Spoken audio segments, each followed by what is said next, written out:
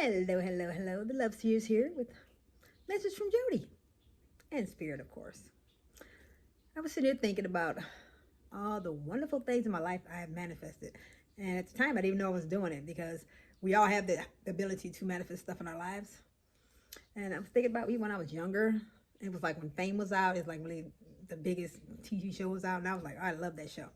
And I remember, saying, oh, that'd be so cool to meet them. They're like such cool guys. I was at the mall, like a Northland mall, out shopping like young teenagers do. Guess who came along? The whole cast, all the young people, the kids that are dancers and stuff. They were actually at the mall, and they asked me to help them find a store. I'm literally with them, showing them where the stores and everything was at. And it was like, wow, that was like a wow kind of a moment. And I didn't even think then that I was manifesting that but it was a thought that I had created. I wish I could meet them, and it came true. Even this one, okay. I used to cook for the Major League ball players. I was a personal chef. This is something that they didn't do because the baseball team is like a man's club. They really didn't have women in the club cooking for them. I always cooked for them, and I would deliver their food to them. Well, all of a sudden, one time, this girl was doing a little deliveries that worked on Jim Sminkle's side. He's like the manager for the Detroit Tigers. She would he worked for her, but she worked for him. And she would like bring food to the place, like, Bob Evans and stuff like that, bring it in. But then he would let her slowly bring her in the door, and then she would be out there working.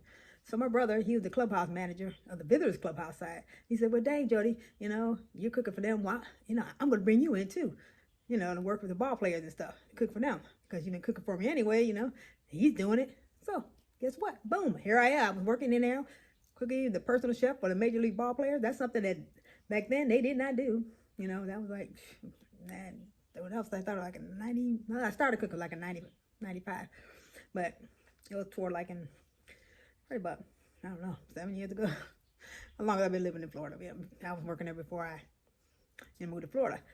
And I'm going to tell you, something that doesn't happen. Oh, another thing. I went to meet Aretha Franklin one time. I ended up going to her birthday parties. Because I'm dating a guy that used to be an old bouncer, And, because I was like, oh, that's like a fabulous woman. I would love to meet her one. Did I not meet her? I was at a birthday party. I'm going to tell you, we are these creators of these reality. We don't even know we're doing it. I used to dance on a dance show that people used to have to get on. It's called a scene, the dance club. Dance. It's like it would be like something they had in Michigan. Like, it'd be on TV, Channel 62, and all the little guys be dancing and stuff, like Soul Train type thing. And I would look at that, I was like, oh, I would love to be on that show. I would look at it all the time and say, ooh, because I love to dance. I'm a dancer now. And one day, boom, me and my friend went there. We could see if we can get in. And everybody said, you can't get in there without auditioning to get in this place. Guess what? We went down there the first day, and they picked us out of a crowd of a ton of kids that were out there and wanted to get on this dance show. They said, you, come here. And I was on a dance show. I was on a dance for probably about maybe a couple of months. I just want the energy of it. I really like, and then that was like an 83, 84, whatever it is. I created that energy out there. I created to be at that dang place at that time. People don't realize it's like it comes. I know everybody have done it, but you think about all the creations that we do out there, and then we're sitting there. And the older you get, you think that you got to do this and that to get to this, and really you don't. It's a thought. If the thought of something makes you really happy, something that makes you feel so good, that's what it is. Even when I moved out here to Florida, another example right there. I was like, I came out here a couple of times because I would come out here when the Major League ball players would come, because it's like the place where all the ball players do that little thing out here in Florida. So I would come out here. My brother would go, give me a ticket out here. We'd go out here and have, this around in April.